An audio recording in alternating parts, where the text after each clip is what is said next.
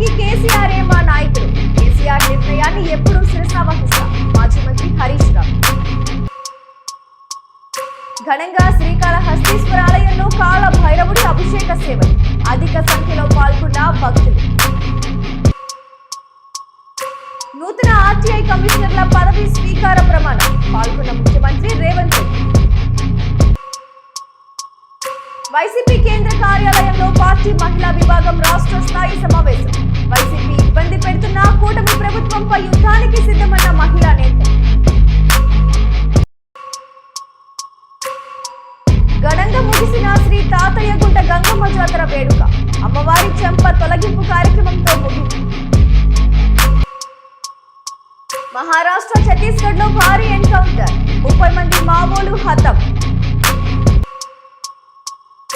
తవుడు రవాణా ముసుగులో గంజాయి తరలిస్తున్న 4 ఒడిశా వాసులు. 200 కిలోలు గంజాయి స్వాధీనం చేసుకున్న టాస్క్ ఫోర్స్ ఆనందపురం పోలీసులు. వాట్సాప్ లోనే రైతులకు సేవలు అందేలా చూడాలి. మంత్రి చంద్రబాబు సూచన.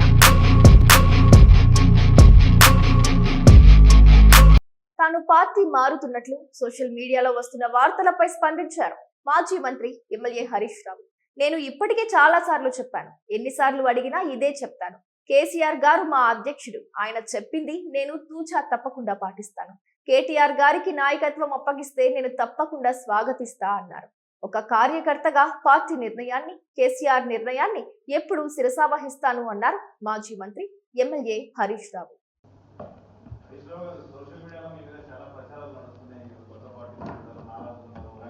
నేను ఇంత మంచిగా మాట్లాడితే నువ్వేంది?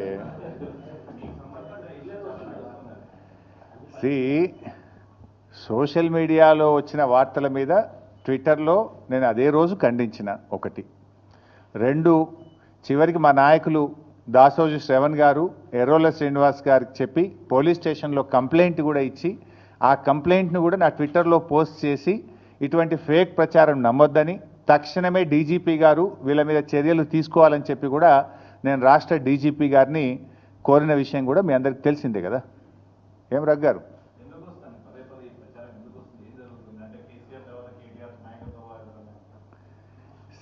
ఆ పంచాయతీ లేదు మా పార్టీలో.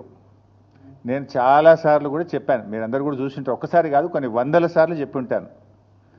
ఇవాళ కేసీఆర్ గారు మా పార్టీ అధ్యక్షుడు.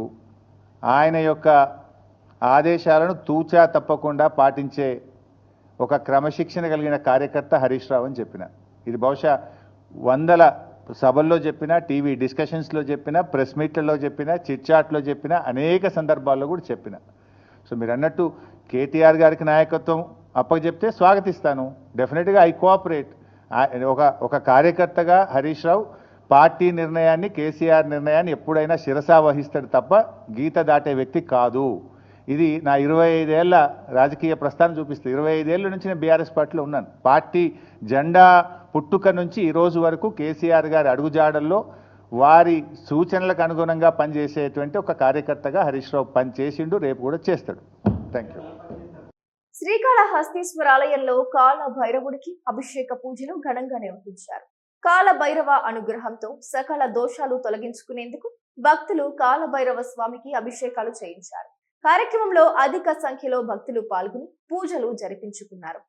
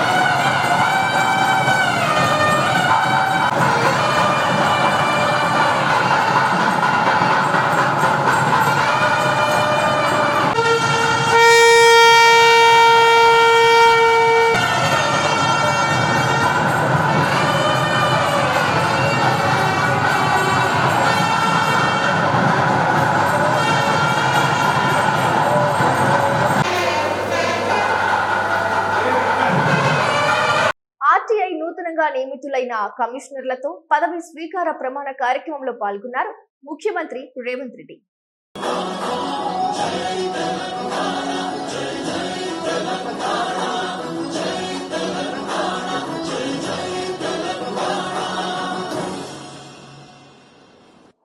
అందరూ వారి సీట్లో కూర్చోవలసిందిగా కోరుతున్నాం.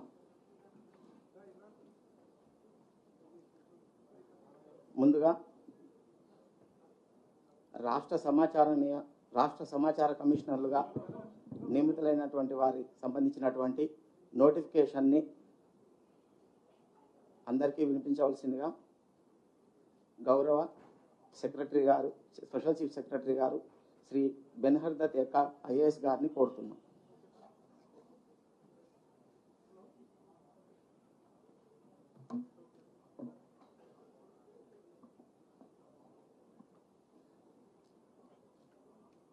Honorable Chief Minister Anumula Revanth Reddy Garu,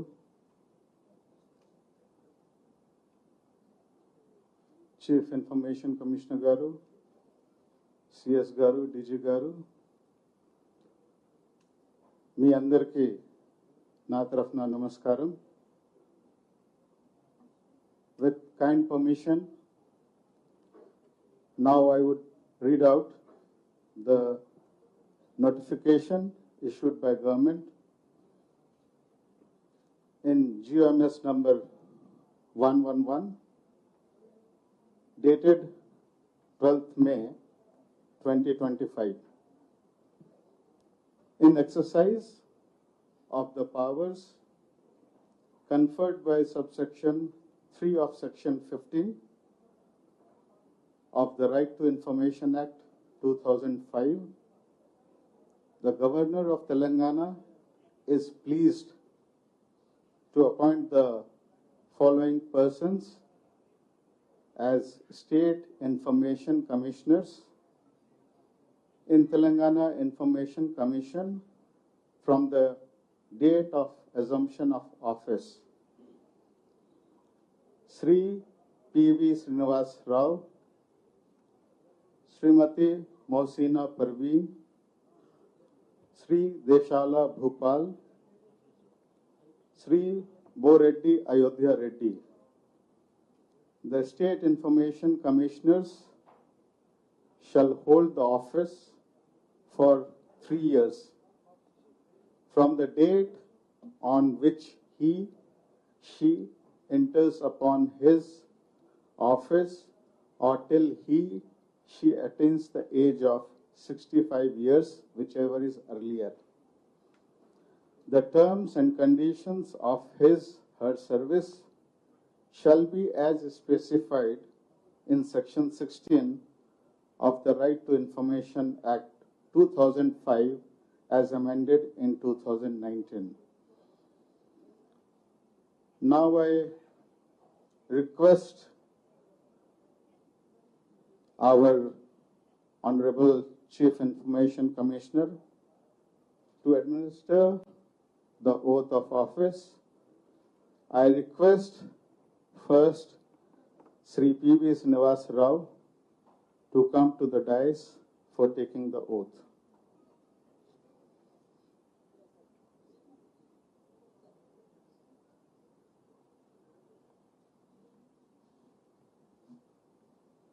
అనే నేను పివి శ్రీనివాసరావు అనే నేను ఆత్మసాక్షిగా ప్రమాణం చేసి చట్ట ప్రకారం ఏర్పాటైన భారత రాజ్యాంగానికి నిజమైన విశ్వాసం, భక్తి శ్రద్ధలతో కట్టుబడి ఉంటానని, భారత సార్వభౌమాధికారం సమగ్రతను పరిరక్షిస్తానని, నాకు సాధ్యమైనంత వరకు విచక్షణతో, విజ్ఞానంతో, విశ్వాసంగా, భయం, పక్షపాత, దురభిప్రాయ రహితంగా పదవి బాధ్యతలు నిర్వహిస్తానని ప్రమాణం చేస్తున్నాను.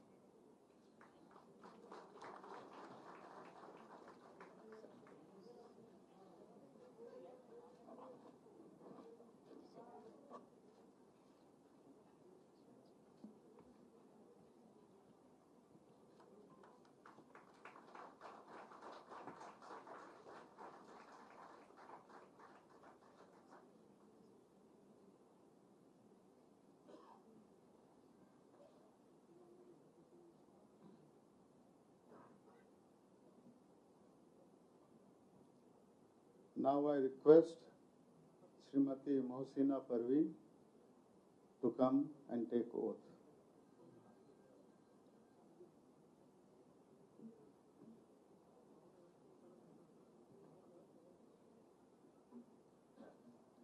I, Mohsina Parveen, having been appointed State Information Commissioner, swear in the name of God that I will bear true faith and allegiance to the Constitution of India as by law established, that I will uphold the sovereignty and integrity of India, that I will duly and faithfully and to the best of my ability, knowledge and judgment perform the duties of my office without fear or favor, affection or ill will, and that I will uphold the Constitution and the laws. Thank you.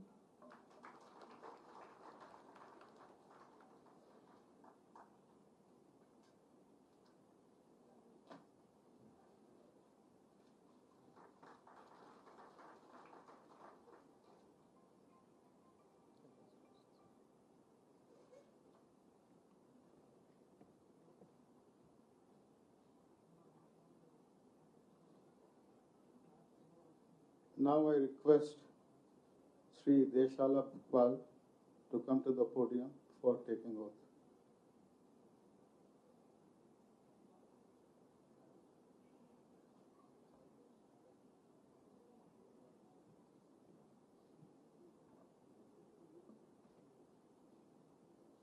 అనే నేను దేశాల భూపాల్ అనే నేను దేవుని ఎదుట ప్రమాణం చేసి చట్ట ప్రకారం ఏర్పాటైన భారత రాజ్యాంగానికి నిజమైన విశ్వాసము భక్తి శ్రద్ధలతో కట్టుబడి ఉంటానని, భారత సార్వభౌమాధికారము సమగ్రతను పరిరక్షిస్తానని, నాకు సాధ్యమైనంత వరకు విచక్షణతో విజ్ఞానంతో విశ్వాసంగా భయ పక్షపాత దురాభిప్రాయ రహితంగా పదవి బాధ్యతలు నిర్వహిస్తానని ప్రమాణం చేస్తున్నాను.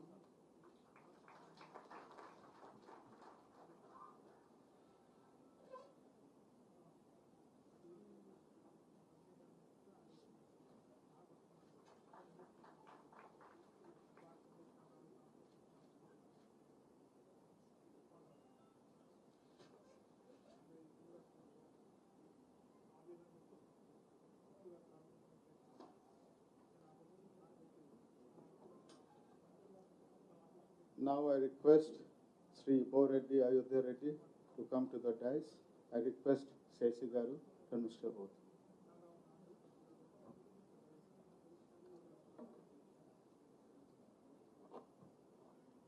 అనే నేను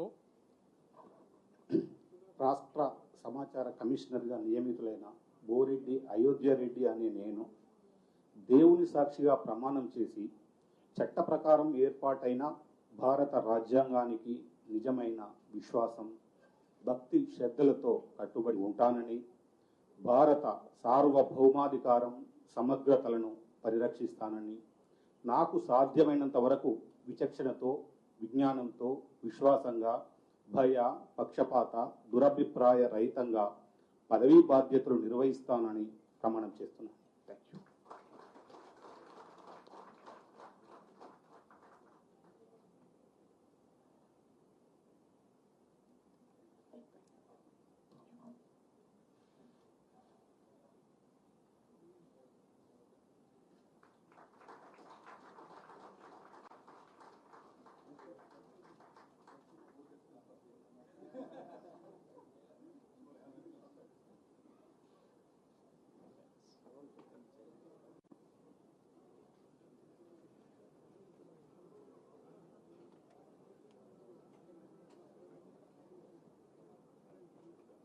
తాడేపల్లి వైఎస్ఆర్సీపీ కేంద్ర కార్యాలయంలో పార్టీ మహిళా విభాగం రాష్ట్ర స్థాయి సమావేశం. రాష్ట్రంలోని ప్రతి మహిళ గర్వపడేలా వైఎస్ఆర్ జగన్ పాలన సాగించారని, ఇచ్చిన హామీలను కులం మతం పార్టీని చూడకుండా అమలు చేశారని పార్టీ మహిళా అధ్యక్షురాలు ఎమ్మెల్సీ వరదు కళ్యాణి గారి అధ్యక్షతన గుర్తు చేసుకున్న మహిళా నేతలు.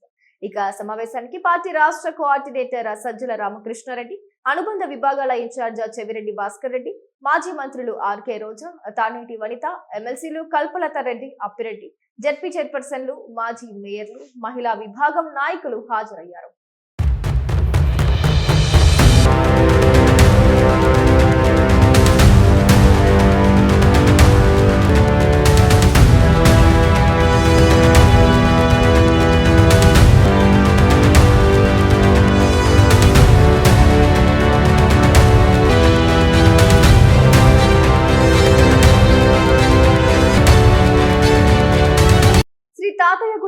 గంగమ్మ జాతర వేడుకగా ముగిశాయి. అమ్మవారి చెంప తొలగింపు కార్యక్రమంతో 8 రోజుల పాటు వైభవంగా సాగిన జాతర పరిసమాప్తమైంది. అమ్మవారి విశ్వరూప దర్శనాన్ని చూసేందుకు రాయలసీమ ప్రాంత ప్రజలు పోటెత్తారు. ఆలయం ముందు భాగంలో గంగమ్మ బొమ్మ తయారీలో దళితులు, కుమ్మరి, కంసాలి, చాకలి, మంగలి, గొల్ల వంటి మిరాసీదారులు పాల్గొంటారు. గంగమ్మ బొమ్మకు కావలసినంత బంకమట్టిని పక్కనే ఉన్న కుమ్మరి వాళ్ళు బాగా పిసికి పక్కనున్న అచ్చారులకు అందించడం ఆనవాయితీగా అచ్చారులు నీలి మందు నూనెను రంగరించి గంగమ్మ ముఖానికి నీలి రంగునద్దారు. బంగారు పూత పూసిన చేప ఆకారంలో చెక్కబడిన ముక్కెరను అలంకరించారు. ఆ బంగారం రంగురేఖల చెవులను గంగమ్మ బొమ్మకు జోడించారు. చెవులకు బంగారంలో మెరిసే సింగపూరు రేకుతో చేయబడిన కమ్మలు, జుంకీలను అలంకరిస్తారు. ఆ మంగలి వాళ్ళు గంగమ్మ బొమ్మ తల మీద తల వెనుక తెల్ల వెంట్రుకలను దారాల్లాగా పేడి పొడవుగా వేలాడదీశారు. బంగారంలా దగదగా మెరిసే సింగపూరు రేకుతోనే చేయబడి నగిషీలు చెక్కబడిన కిరీటాన్ని అమ్మవారికి అలంకరించారు. కిరీటం కింద మల్లెపూలతోనూ కనకాంబరాలతోనూ అలంకరిస్తారు. గంగమ్మ నుదురు భాగమంతా ఎర్రని కుంకుమను పట్టీల్లో పెట్టారు. నుదురు భాగం మధ్యలో వెండితో చేసిన అడ్డనామాలను అమర్చారు. కనుబొమ్మల మధ్య గంధంతో పెద్ద బొట్టును పెట్టారు. గంగమ్మ బొమ్మ నోరు తెరుచుకున్నట్లుగా రూపాన్ని పెట్టారు. నోటి నిండా ఎర్ర కుంకుమను నింపారు. వెదురు దెబ్బలతో చేసిన పళ్ళను పెట్టారు. చాకలి వాళ్ళు తెచ్చిన చీరను గంగమ్మ బొమ్మకు చుట్టారు. గొల్ల వాళ్లే తెచ్చిన మంగళ సూత్రాలను గంగమ్మ మెల్లో వేశారు. గంగమ్మ చీరకు ఒడిబాలను గొల్ల వాళ్లే తెచ్చి పెట్టారు. కొద్దిసేపు బంగారు తాళిబొట్లను గంగమ్మ బొమ్మకు కట్టి తీశారు. కింద వెండితో చేసిన కన్నులను అమర్చుతారు. వెండి కన్నుల మధ్యలో నల్లని కనుగుడ్లు పెట్టడానికి ఖాళీ ప్రదేశం ఉంటుంది. కనుగుడ్లను మాత్రం చివర్లో పెడతారు. నల్లగుడ్లను పెడితే గంగమ్మ బొమ్మకు ప్రాణం వచ్చినట్లు భావిస్తారు. తెల్లవారుజామున పేరంటాలు, తాతయ్య గుంట గంగమ్మ గుడికి పేరంటాలు చేరుకున్నాయి. గుడి ముందున్న గంగమ్మ బొమ్మను చూస్తే పేరంటాలు వేషానికి పూనకం వచ్చి చిందులేసి చేతితో హారతి సమర్పించున్నారు. ఆ గంగమ్మ బొమ్మ దగ్గరుండేవారు పేరంటాలు వేషానికి హారతిచ్చి గంగమ్మ పూల హారాన్ని తీసి పేరంటాలు వేషానికి వేస్తారు. తర్వాత చుట్టూ ఉన్న జనం అరుపులు, కేకలు, కిలారింపులు అధికమవుతాయి. పంబలవాడు పంబను వాయిస్తుంటే పేరంటాలు వేషధారి పంబలకు అనుగుణంగా అడుగులేస్తూ ఆవేశంతో, ఉద్రేకంతో గంగమ్మ బొమ్మ చెంప దగ్గరుండే మట్టిని చేత్తో లాగేశారు. అదీన్నే గంగమ్మ చెంప నరకడం అంటారు. పేరంటాలు వేషం వెనక్కు వెళ్లిపోతూ ఎదురు పడ్డ వారికి ఒడిబాలులోని అక్షింతల్ని ఇస్తారు. తిరుపతి గంగ జాతర చాటింపుతో ప్రారంభమై వివిధ వేషాలతో, మొక్కులతో, వినోదాలతో, వ్యాపారాలతో, వివిధ పూజలతో సాగి చిట్ట చివర గంగమ్మ చెంప నరకడంతో పరిసమాప్తమైంది.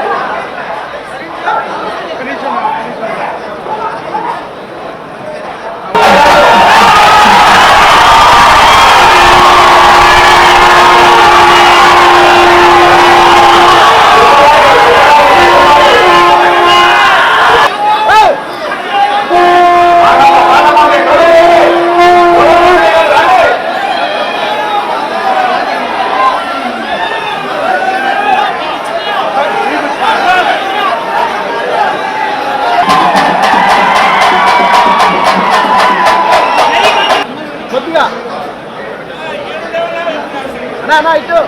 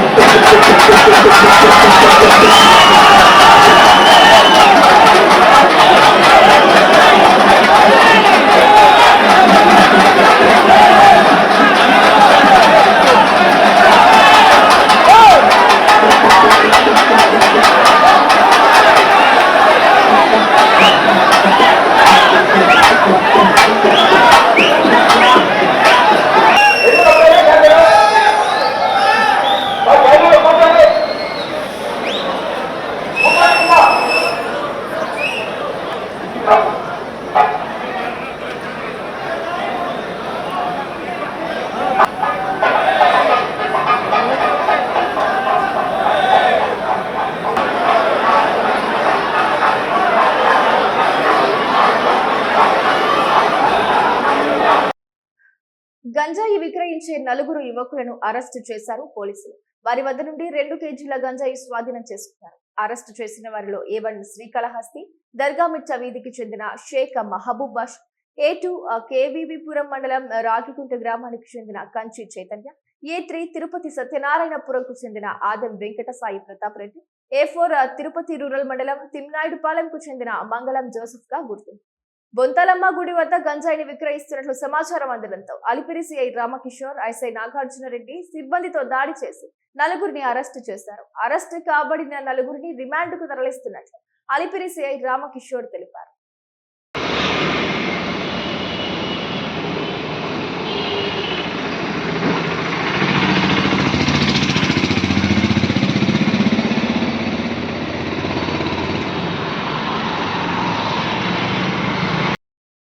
మావోయిస్టు దళాలను పోలీస్ బలగాలు వెంటాడుతున్నాయి. ఒకే రోజు 2 భారీ ఎన్కౌంటర్లు జరిపినట్లు తెలుస్తోంది. బీజాపూర్ జిల్లా శివారు లంకపల్లి అడవుల్లో ఎన్కౌంటర్ లో 30 మందికి పైగా మావోయిస్టులు మృతి చెందినట్లు సమాచారం అందుతోంది. సెర్చ్ ఆపరేషన్ లో 24 మంది మృతదేహాలను గుర్తించినట్లు తెలుస్తోంది. మహారాష్ట్ర, ఛత్తీస్గఢ్ బార్డర్ లోని భామ్రాగఢ్ అడవుల్లో మరో ఎన్కౌంటర్ జరిగినట్లు సమాచారం వస్తోంది.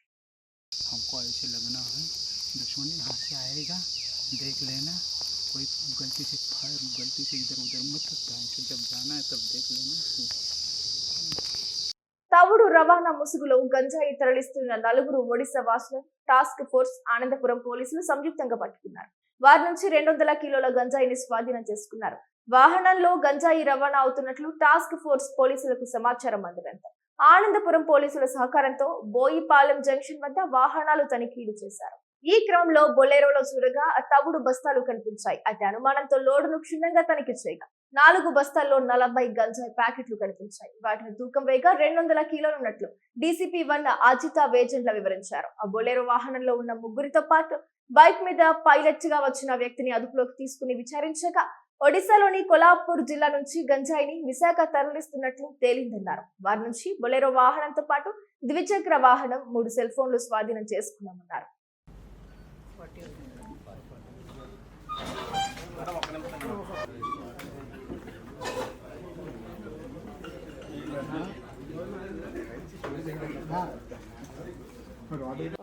Good afternoon, everyone.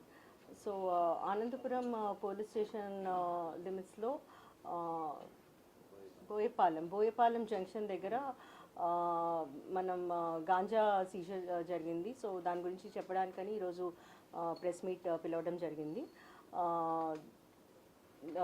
ఈరోజు మార్నింగ్ 11:30 ప్రాంతంలో మన task force inspector Bhaskar Rao గారు అండ్ టీమ్ వారి క్రెడిబుల్ ఇన్ఫర్మేషన్ మీద ఒక Bolero vehicle with 3 members in the vehicle and వాళ్ళకు ముందు పైలట్గా ఒక బైక్ అండ్ ఒక మెంబర్, మొత్తం 4 మెంబర్స్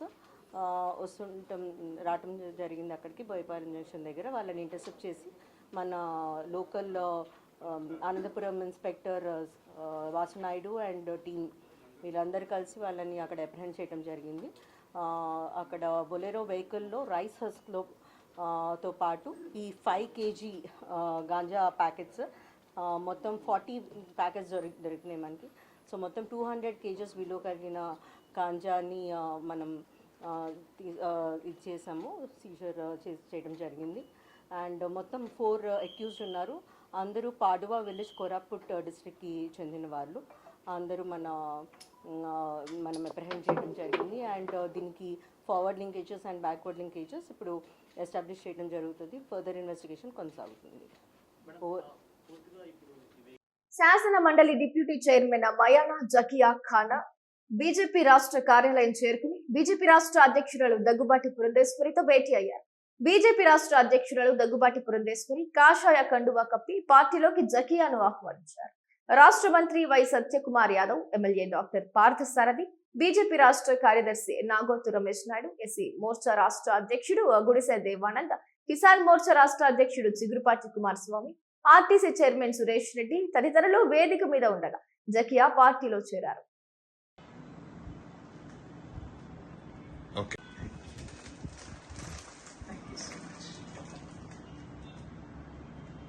గత బుడమేరు వరదకు గండ్లు పడిన ప్రాంతాలను మంత్రి నిమ్మల రామానాయుడు పరిశీలించారు. గతంలో అత్యవసరంగా పూడ్చిన 3 గంటలు కలిపి రిటైనింగ్ వాల్ నిర్మాణం కోసం పనులు మొదలు పెట్టబోతున్నాం. సీజన్ మొదలయ్యేలోగా 3 గంటల నిర్మాణ పనులు పూర్తి చేయాలని అధికారులను ఆదేశించారు. మంత్రి నిమ్మల మాట్లాడుతూ బుడమేరు డైవర్షన్ కెనాల్ ను 37,500 క్యూసెక్కులను పెంచేలా పెండింగ్ పనులు పూర్తి చేసేలా ప్రతిపాదనలు సిద్ధం చేశాం. బుడమేరు వరద ఎనికేపాడు మీదుగా కొల్లేరు ఉప్పుటేరు నుండి సముద్రంలో కలిసేలా డిపిఆర్ తయారీ దశలో ఉంది. బుడమేరు ఓల్డ్ ఛానల్ కు సమాంతరంగా మరొక కొత్త ఛానల్ ను కూడా 20,000 క్యూసెక్కుల సామర్థ్యంతో అభివృద్ధి చేయడానికి ప్రణాళికలు రూపొందిస్తున్నాం. బుడమేరు వరదల నియంత్రణకు డిజాస్టర్ మేనేజ్మెంట్ కింద కేంద్రం సహకారంతో ముందుకు వెళ్లేలా ప్రపోజల్స్ తయారు చేశాం. మున్సిపల్, రెవెన్యూ, డిజాస్టర్ మేనేజ్మెంట్ శాఖలు సంయమనం చేసి ప్రతిపాదన ముఖ్యమంత్రి ముందు ఉంచుతామని అన్నారు.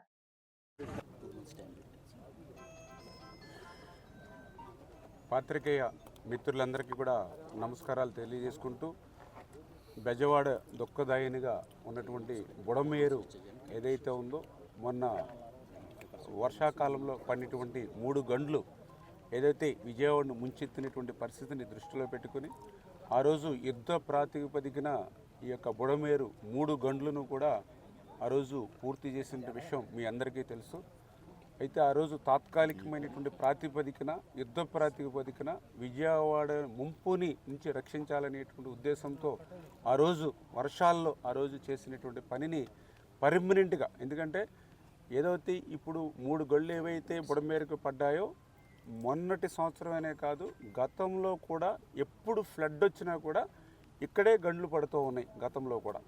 ఎందుకంటే ఏదైతే ఈ గండ్లు పడినటువంటి బుడమేరుకి ఆపోజిట్లో పులివాగుకి సంబంధించినటువంటి వాగునీరు కూడా డైరెక్ట్గా ఈ యొక్క రైట్ బండ్ని ఢీ కొట్టడం వల్ల ఇక్కడ ఎక్కువగా గండ్లు పడుతూ ఉన్నాయి. దాన్ని దృష్టిలో పెట్టుకుని ఏదైతే 3 గంటలకు సంబంధించి 500 మీటర్లు పర్మనెంట్గా ఒక సీసీ వాల్ నిర్మాణం చేయాలని చెప్పేసి 28 కోట్ల రూపాయలతోటి ఆ వర్క్స్ని మరి టెండర్స్ పిలిచి ఆ పనులను కూడా మొన్ననే మరి యుద్ధ ప్రాతిపదికన ప్రారంభించమని డీవాటరింగ్ అది జరుగుతూ ఉన్నాయి.